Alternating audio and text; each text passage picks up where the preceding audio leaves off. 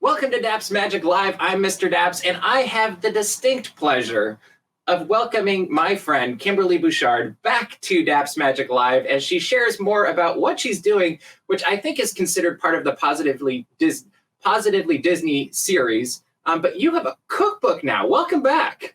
Thank you. It's so great to be back. We had so much fun last time, and I really happy to be here today. Yeah, I've got this cookbook. So I call it a standalone book, but it is kind of in the same reference of inspirational stories, but with a cooking flavor to it, because of course, the cookbook has 110 recipes, but there's also stories, little stories accompanying the meaning of the recipe, which is so fun, so fun. I really think, as I was reading a little bit about your cookbook, I was like, I don't think you cannot do something that has the inspiration and the stories with it, because that's just part of who you are and your DNA and the magic of what you do. That's so funny. I think that's true, because even when I do speaking engagements, I always, put in these little lessons and inspirational things. I don't know. Yeah. Thank you. That's so fun. But yeah, I think that's my cookbook for sure. So tell me how you got from I'm sharing inspirational stories to I'm sharing delicious recipes. Like where did the origin of this cookbook come from? Well, I had to pick up my game for cooking and baking in the last couple of years, as most people had shown improvement, apparently, according to my kids. And, I just kind of started wondering, what are other people making and eating? And then I got to, in the same kind of moment, what are the Disney celebrities making and eating whom I'm writing about? And then I thought, I'm going to do a cookbook, but the cookbook had to be helpful, and so it really came to me in a flash in April, really, when I just was kind of wondering what everybody else was doing. So you come up with this idea. What's the next step? Like, how do you go from idea to now we have this cookbook? Yeah, well, of course, I need to rely on everybody's recipes. So, you've got a concept, but I never knew, what the reception would be. But you know what? So I put word out. I do happen to be very blessed in knowing a lot of people out there in the Disney and Star Wars community. So put the word out there. And before I knew it, in a couple of weeks, I had 50 recipes in my emails. Wow. And I was like, yeah. Wow. Yeah.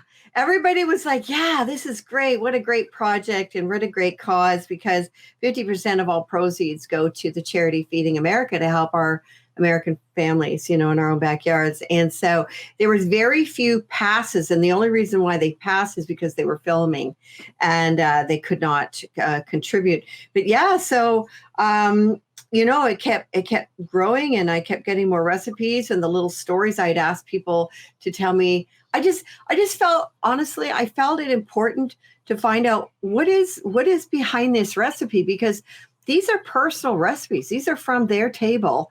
And I wanted to know what was up with that.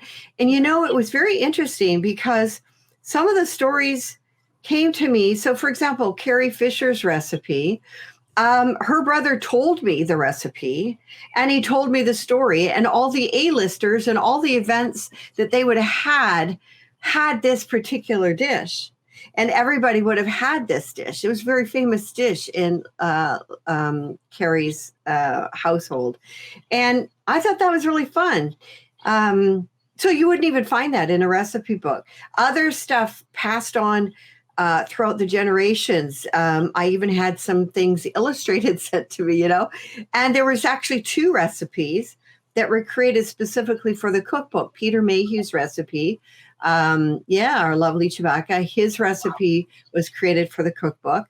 And one of the Mandalorian actors, his recipe was created for the cookbook. Isn't that fun? How cool. So you said, I caught on the word generations as you were talking there. Yeah. Do you happen to know what your oldest recipe is in the book? I should have. Oh, beforehand. yeah. I think it probably is Annette Funicello's recipe. Either Okay. Annette's or Debbie Reynolds' recipe is the oldest in there. I'm just trying to think. I mean, there's a few others that are older recipes. Let's see. William Bogue, he was the longest performer in Disneyland. And I'm just trying to think. I think still Annette Funicello's might have been the oldest, actually. So Cool. but you know what else is in there? So I have Walt Disney's handwritten notes to his housekeeper, cook, Thelma Howard. He had her for 30 years, what he likes to eat. And it's very simple, very basic. Some misspellings, it's kind of cute. And yeah, those are in the book as well, which is really special to me, actually. Well, the misspellings give hope to us all then. That Oh, I don't judge people by spelling unless it's really obvious, but I won't judge. Yeah. So you get these tons of recipes thrown at you. How do you put them together in a cohesive way that you're like, this makes sense for a book? Yeah, well, I knew that the recipe book had to be easy to follow because I am not a chef. I follow a recipe and hope for the best, seriously. And something that there's rules for cookbooks. Did you know that there are rules? No. Yeah. So one of the rules is that you need to write out the measurements. You have to write out tablespoon, teaspoon, milliliter, ounces, pounds in their full entirety. Do you know how many measurements are in the cook? Like on every single page, actually. But so I had an idea what I wanted to see happen in the cookbook, and I had so the cover designer and the person who did the interior illustrations is actually my son. Very, very creative. Yeah, he's an animator and artist and he knew my heart. So we gave very specific directions. We hired 4 layout artists to do the interior. We told them what we wanted to do and so on and so forth. And one thing I really wanted to do with the cookbook is when you looked at the side of it, you'd see this beautiful color gradient that would identify the sections. Because when I got the recipes in, and I was asked actually at a speaking engagement a couple weeks ago, did I just put out and request organic, healthy food? And the answer was no. But what happened is I found out most people are eating healthy. And of course, there's, the desserts and the cakes and stuff like that section. But I had 12 sections. There's foods in 12 sections of the book. I had no idea I would have such a variety. And it was super fun, super fun. Yeah. Even a breakfast section. There you're answering my question. I'm like, so 12 sections, because that's clearly not breakfast, lunch, and dinner. And dessert before. No. So appetizers, beverages, soup, salad, sandwiches, breakfast, main dishes, pasta dishes, side dishes, cookies, breads, cakes and squares. Oh my gosh. There's a lot. I guess I could look at the cookbook right here, right beside me, and take a look at all the sections. But I mean, and it's not like there's just like one section. So what am I missing here? Beverages. Well, it's a substantial book too. It is. Yeah. 276 pages of recipes. Yeah. Pies. Oh, pies and tarts was another section. So cakes and squares, cookies, breads. Yeah. Really, really neat recipes. Like, I have tried several of them, and that was actually my next question. Is like, did you try these as you're going through, or is this Well, there was no time for me to make anything until actually the book had come out, and I could kind of take a somewhat of a breather. But I knew I was going to be speaking at an expo in Orlando, and I'm trying to think. There's about 12 of the 15 celebrities there were in my cookbook. And so I cooked like crazy trying to make sure I had all their dishes tried, because I knew that, some of them were joining me on stage. And I just really, if I know I'm going to be seeing people, I want to make sure I do their recipe. But it was a lot. I went shopping. I remember it was a Friday for 13 different recipes. Do you know how hard it is to shop for 13 different recipes? Well, then you have to fit them all in your refrigerator. Well, that wasn't the thing. It was just trying to keep it all sorted out. But no, I just actually, believe it or not, I now love vegetables again because of a couple of the recipes that I just adore. Well, that is good to hear. Yeah, really special ingredients, and these recipes have really been tried and true over the years with these folks. So I had to depend on them to make sure that they are correct. However, I mean, I had to, in doing the book, I had to make sure the recipes were consistent. Besides easy to follow, they're consistent.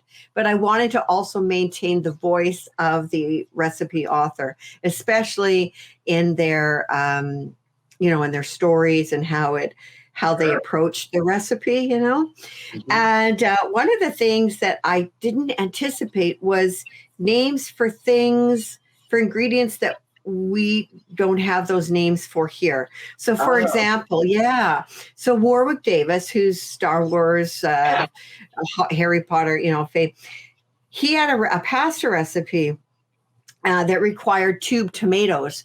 And I'm like, oh man, tube tomatoes, that must be tomato paste. So I had to dissect it and figure it out in North American terms. And I sent it back to him and his wife and said, hey, does this work? And it did, thank goodness. But I didn't. Tomato paste? Yeah, it was. And I didn't also expect, people would send me, there was a few recipes that said 1 3/4 sticks of butter. Well, that's an American thing. That's even new for Canada. So I had to make sure that it was like to the tablespoon of the measurement. And would you believe, I had run out of butter myself. So I had to keep calling my friend to ask her. And she finally just sent me a photo of the sticks of butter. But I normally never run out of butter, but that particular time I did. Wow. So I was thinking of some of my grandparents' recipes as you were talking about how they would have random things that I've never heard of. And I have to go Google them to figure out what did grandma mean back in the day. But that's a lot of fun. You talked about the stories that you were trying to keep the voice of as you were putting these recipes together. Were there any that really maybe surprised you or really touched you at the heart as you were pulling these together that you're just like, I am so glad I have this story in this book? There's so many, really. I mean, Margaret Carey, our own Tinkerbell, wrote quite a story. I think she gets the prize for writing the longest story. And it was really meaningful because of the fact that she doesn't cook. She's been a child actor since she was 3 years old. And this is the only recipe that she has ever made. And so that had a lot of meaning. Another very meaningful one was so Todd Fisher, Debbie Reynolds' son, Carrie Fisher's brother, he was telling me their recipes and the story behind it. So I felt like it was just such an intimate exchange. I was really a part of their experience growing up, as kids, and Carrie's recipe. So that was pretty wonderful. And there was also an animator's I'm going to have a chili cook-off, I think, because there's 3 different artists that have 3 entirely different chili recipes. And this one, he would often have it at the end of a long day of animating. And he animated a particular scene with Pumbaa that involved gas in Lion King. And it's so fun how he kind of transitioned that story into the actual recipe. It was just, one thing about these recipes, I mean, besides them being so delicious, the ones that I've tried anyway so far, I'm sure they all are, but I actually have a piece of the person's story, life story. It's a piece of them, that piece of their heart that goes into that recipe that I can share at my dinner table. And at Thanksgiving, I actually used a couple of the recipes. I had guests over, and I'm like, by the way, that's so-and-so's recipe, and this is so-and-so's recipe. And then I told them the story behind it. They're like, oh my gosh, it it's a huge conversation starter. I swear. I never knew that those were going to be the kind of the runoffs of the the ripple effect of the cookbook. I had no idea, and it's so fun. So one of the things that also really you've gotten to be a part of is you're now carrying on the legacy of so many of these people. And as I was listening to you talk about Todd Fisher, I was thinking this could be a thing that really, like Carrie Fisher's recipe, that the world never would have known about, and Right. the world wouldn't have known they were missing out on this. And now I feel like she was such an inspiration. I've got so many friends that really look up to her, and we do too.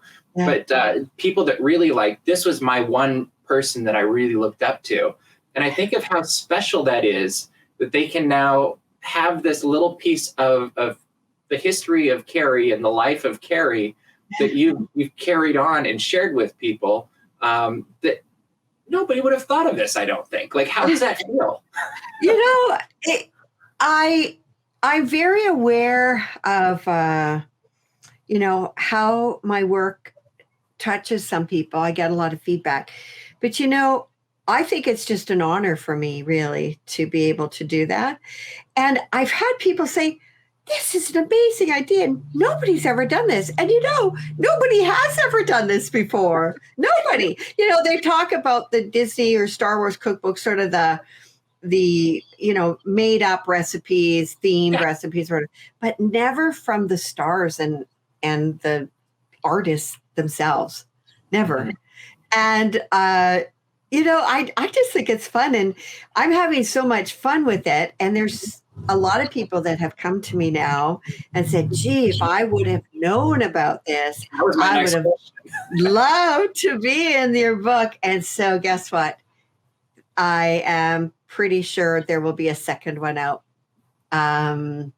sooner than what I had. I thought maybe 2023, but I think it'll be out for Christmas next year. We'll see. Wow. Yeah. So that means you're coming back next year, and we're going to do another one of these. Sure. Well, there's a lot of other things going on in between that, of course. You know what? We can do them all. You're always welcome. Yeah, well, so the book 6 in the series, in the Positive series, was supposed to be out at Christmas, but then the whole cookbook thing happened, and I just really felt like the need to help people now. And so that got switched around. So book 6 will be out earlier next year. And then, as I said, the cookbook was a huge challenge. It was the biggest project. But now I know how to do it. And now I know, I've got my whole team with me. And as I said, I actually have 3 recipes already from different actors that wanted to be in the cookbook. So I'm like, okay, I guess we're gonna go start running with this, but I'll give myself more time, because oh my gosh, I was working 16-hour days trying to get this cookbook out, and we'd run into some production issues with paper, like there's paper shortages. And my books, instead of, I got the limited edition printed in Canada to help my fellow Canadian business. And instead of being on transport trucks to the warehouses in the US, they ended up on trains. Interesting. And stuck in a rail yard. So it was a little interesting, I'll tell you. But all is good. And I know, as I said, I know exactly what I would do, how I would do it. And I would keep the same format, because I love the format of the book. Well, it seems like it's so true to who you are, and the hope and inspiration that you bring. Like, when I think of your books, I think of feeling good. Like it's kind of that warm blanket feeling that's kind of indescribable. And so I love that you've continued on with that, even with a cookbook, which is just, I think, something very special. And it's perfect for this time of year, because I don't know, people are always looking for stuff to make for parties or when guests come over, kind of like what you're talking about with Thanksgiving. And that's really fun. I noticed that you had quite a wide array of people that contributed to this. Oh yeah. Oh yeah. Yeah. Well, I mean, so from Star Wars, I mean, Anthony Daniels, our C-3PO, Billy D. Williams, who I heard never does anything like this ever for So anybody, but cool. he did for me. Then Daniel Logan, Dave Barclay. I know I'm missing a lot of people. Sorry, but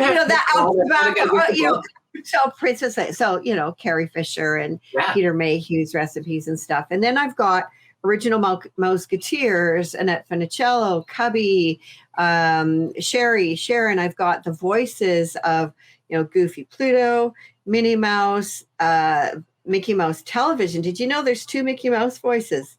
I did. Oh, I didn't until I did the cookbook. So Christopher Diamantopoulos, he's in there. He's also in Diary of a Wimpy Kid, I think, on Disney Plus now. And he was in the office. Yes, he was. Yes.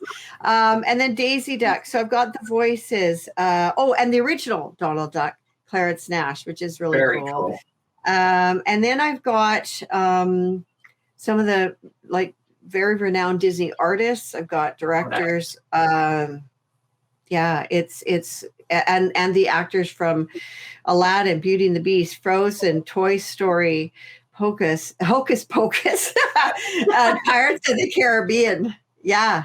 So I do. I do have a variety. I just I wanted to invite as many people to really speak to multiple generations of people that the cookbook was targeted for, actually.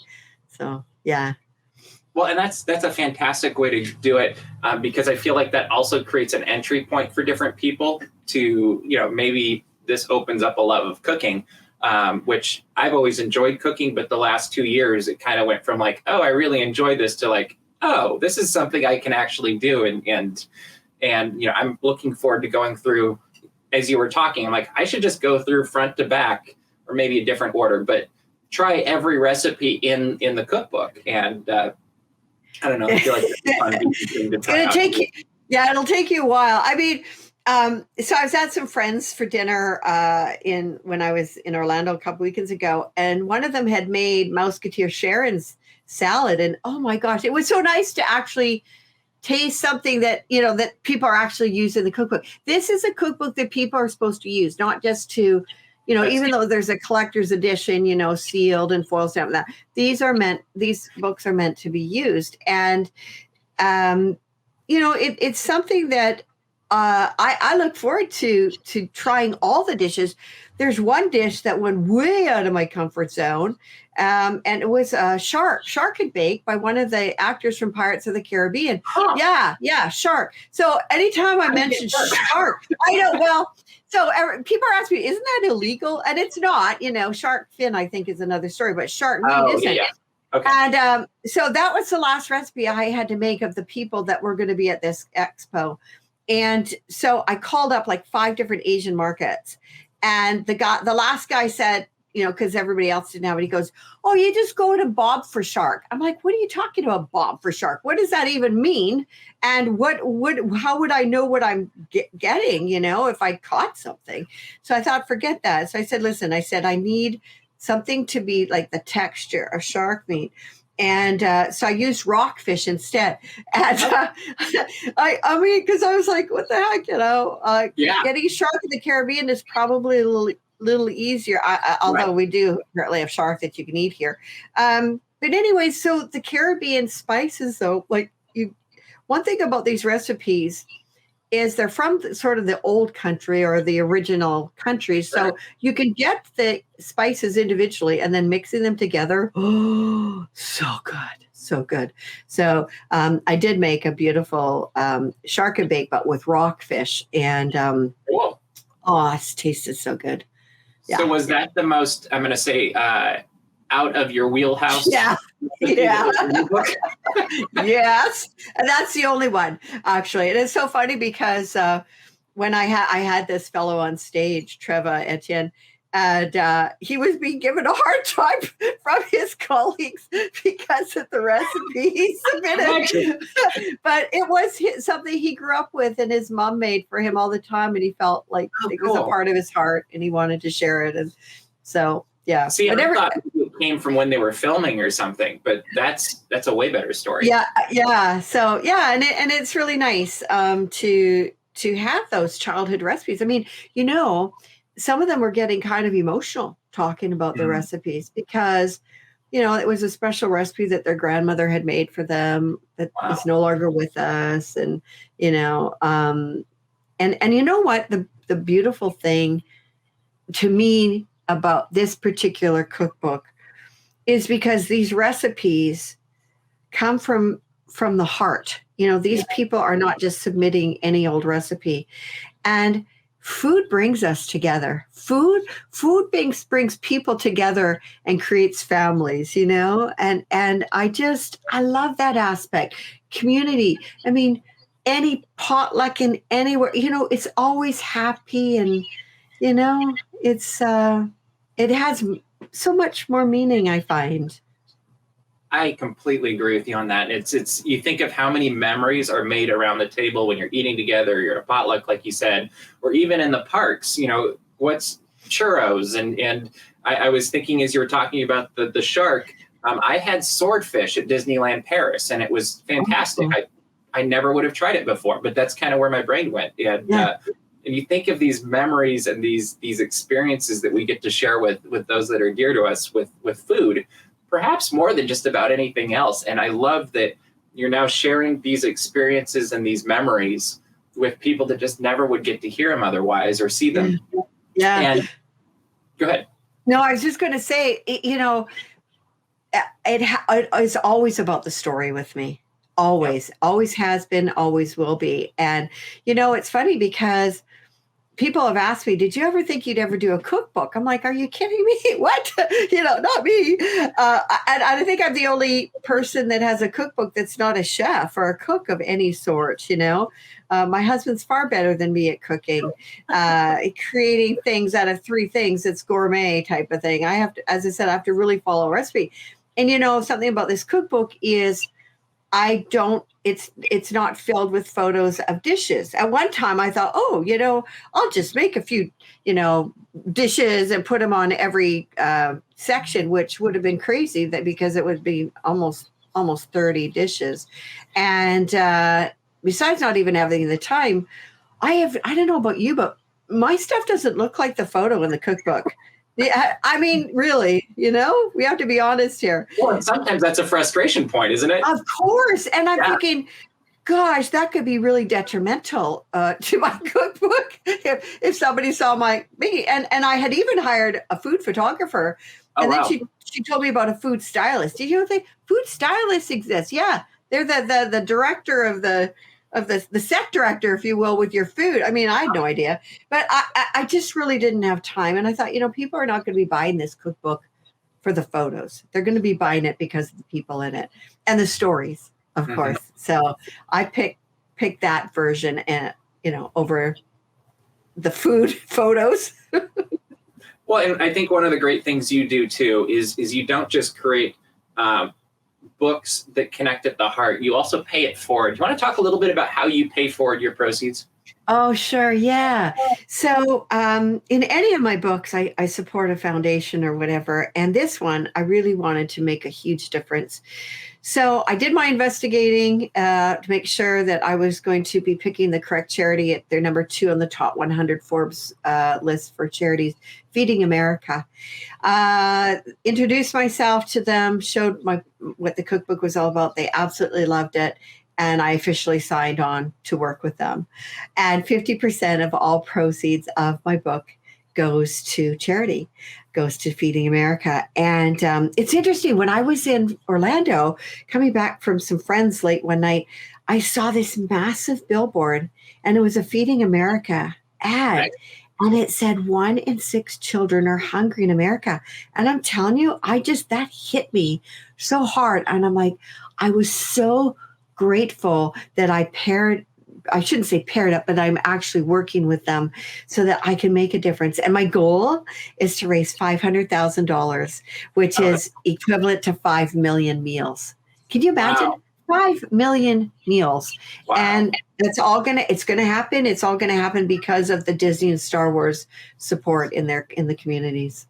So, which is a perfect segue. If people want to get this book and support Feeding America, and really just have a great time making some really fun recipes and reading these stories, where do they go? You know what? It's available on Amazon. There's 2 versions of it. There is the limited collector's edition. There's only a certain number that got printed, and they are not going to be printed again. They're foil stamped, embossed, and sealed cookbooks. And then the regular one is also available on Amazon for about $5 cheaper. And yeah, you can just go on Amazon and